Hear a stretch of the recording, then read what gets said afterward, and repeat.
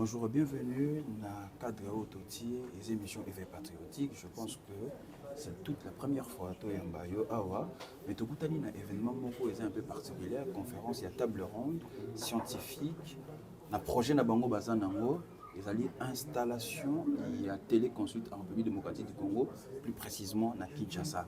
Vous êtes le représentant du ministre de la Santé. J'aimerais que Batba Rolandamino se présenter Baye Bayo, encore une fois, tout à Paris. Bonjour et bienvenue. Bonjour, merci. Nabandeko Baimbo Kanas Barolandabiso. Ngai Naza docteur Kalonga Payaboni. Naza conseiller à ministre de la Santé publique, hygiène et prévention sociale, docteur Samuel Roger Kamba, que je représente à la quatrième table ronde. Il y a Vision, il y a VIMS. Oui. On a étalé quelques projets où il faut saler la Congo. Alors, Nazar Avi, il y a des Sika Oyo, Pambate, Mukondiambo, Kalelo Azolo Bialikambuya, couverture santé universelle. Ça veut dire que Baimbo Kaba Congolais, il faut pas accéder à des soins à Tambon et Zamoukier. Et puis, il faut des soins de qualité. Alors, la réforme des saliments, makamona yokuta ezokuta na kati ya logique ya chef de l'État oyo azali na besoin que ba congolais ba accéder na soins. Ça fait partie de la priorité, la priorité na ba pilier oyo ya chef de l'État en dehors. À côté il y a l'éducation, il y a la santé qui est vraiment le grand pilier et les couverture santé universelle na bokasi ya mokonzi ya mboka et puis surtout pour la technicité il y a ministre na biso ya santé Roger Kamba, excellence Samuel Roger Kamba, nde toza na popusa na mwa liboso. Merci beaucoup. Je pense que Bato Balandi, mais vous en tant que représentant et ministre, yo eko palper projet en Misu et ministre a posé le rapport panayo.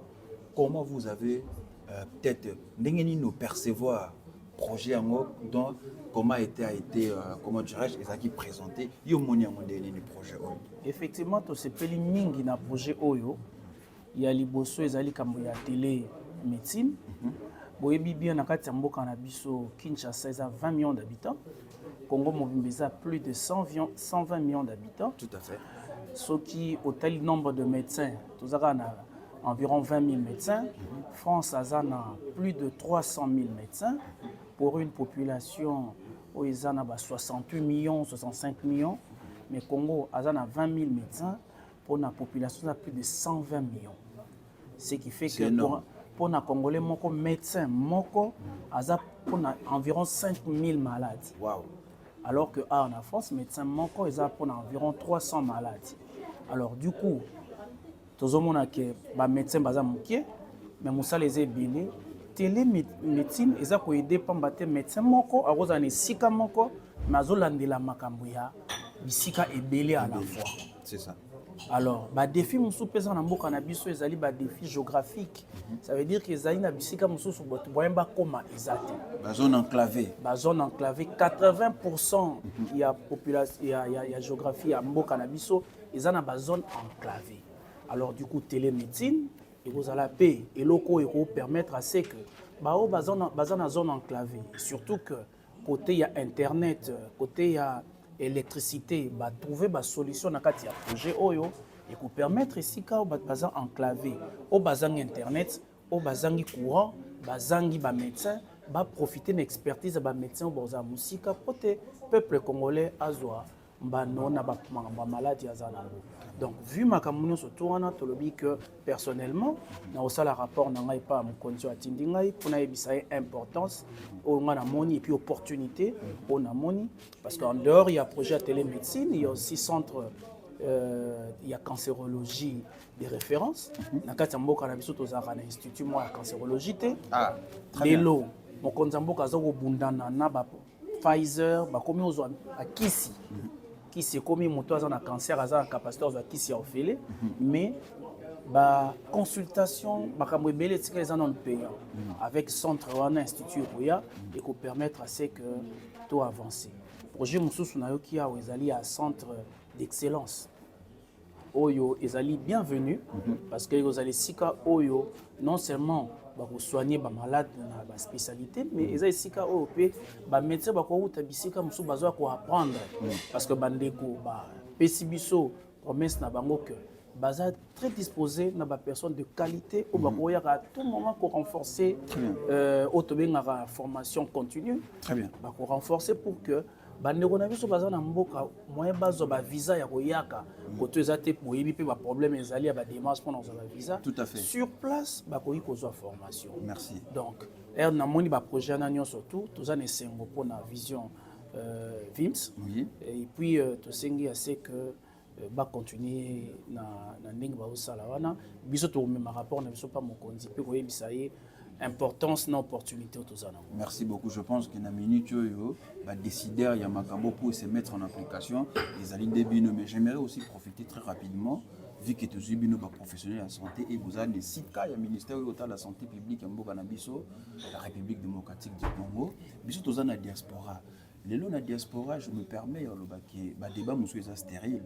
Bato bazolo bake accès na ba hôpitaux est très compliqué mboka eza ko kufa surtout na domaine wana ya santé il y a rien qui ne va makamboto est compliqué tout est flou mais à notre grande surprise de côté na yo comme par hasard mais vous ko représenter le ministère de la santé excellence atindio pour na projet est-ce que ba congolais au bazan na diaspora plus précisément en France est-ce que okoki koyebisa bango ba accès au président de la République kaloba qui est gratuité ya maternité ba accès na ba soins ba hôpitaux où ils kotongama c'est une réalité et ils allient déjà na pratique on peut palper ou bien zali kaka ba makambo lelo na diaspora ba tumsu bazolongo monopole et comme kokoma ba cours de série de séances on a koyebisa ba congolais que c'est du faux et le moté salema okolo ba detini na likambo wana.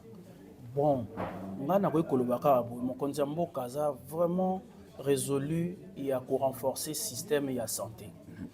Na ngonga ono yebisa bino avant nazala awa nazaki na ba province et sika oyo tozali osala opérationnalisation ya ba centre de santé oza construit na Congo mobimba. Très bien. Na cadre ya programme ya développement ya 145 territoires. Na ba mboka nyonso tout tozo kene pour na inauguration ya ba centre wana. Bien sûr ezu moitan ba contrainte financière ezaki mingi na mboka surtout na makambo ya bitumba oyo tozana na kati ya mboka esalaki ke makambo sekene mamelelo bande comme so bakendaki bandundu ainsi de suite bokolanda na bilili ba centre de santé etongami et puis en dehors il y a programme en 145 territoires il y a d'autres programmes mususu pe ya ba centre o etongami pe mususu za kotongama etongami karaté bopito minene tongami na bopito o eza na kati ya bamboka ba village ya coin na ba fin fond na ba fin fond ba centre de santé ezali bopito général ezali donc organisation moko ezali place wana mais eloko ya makasi susu eza nini omoni système de santé na biso ezalaki caractérisé par motafutaka mbongo na poche na ye alors que toyebi ke na mokili mobimba soko tsheli boko na poche futi lobi okoma pauvre. Donc système de santé ezalaka organisé yango moni fallait na mibeko parce que mibeko a couverture santé universelle na mboka ezalaki te fallait ko banana no kocha ba norme mibeko evandi siko tokomi na niveau oyo toza ko opérationnaliser na niveau ya ba hôpitaux et tout ça là donc actuellement bon mon nom exemple moko eza makasi ezali ya gratuité il y a prise en charge il y a moi sur azana zemi kobota et puis na mwana parce que ça moi ça c'est moi natina un mois l'état aux en charge les difficultés existent ba projet nion surtout ceux qui bandit ezalaka na ba faiblesse nango mais actuellement toujours travailler pour que toi améliorer ba projet on a pour que ezala malamu ngai na médecin avant on a comme en santé publique et tout on avec un médecin na hôpital Kimbangista Kimbanseke. Donc ça veut dire que zali sika o vraiment batazo palper réalité ya vie il y a presque ba congolais mingi na garde na ngai na sina mona mwasi aye fa bota na césarienne d'urgence na ndimi ko opérer matériel ezate na sengi ba pesa ta mwa mbongo muke to luka matériel famille pesa démunie. Alors c'était malheureux de moi d'apprendre que on a choisi de libérer à quel hôpital nous sommes quitté nanzela kufi. Oh là là là.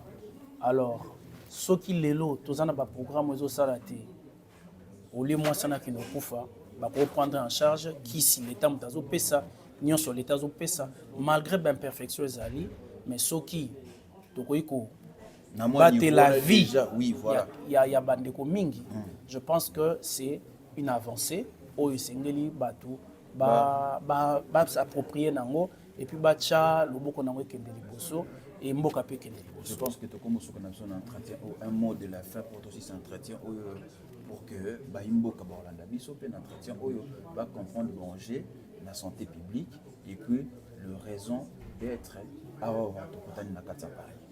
Bon pour na osuki ça na pesi Baimboka nyonso to mbote biso so ba congolais to travailler pour na mboka na biso kende liboso na yaki awa na 4e table ronde ya Vims oyo na moni ezali intéressant et puis opportunité za ebele pour na voyage liboso to pe ya suka to koyaka lisusu mbana teza ya liboso teza mbali liboso te na ya awa na ye plusieurs fois awa pour na makamkara ya santé ezala pe ya suka te tant que ba congolais ba ozala kotoyo tant que makampe ya koyekola malamu kozala kotoyo to ya toujours pour que to ramener na mboka pour na santé ya mboka mobile. Merci beaucoup. Je pense que tout ici, nous avons une petite interview de Zagui Nango et on se retrouve à la prochaine. Merci, au revoir.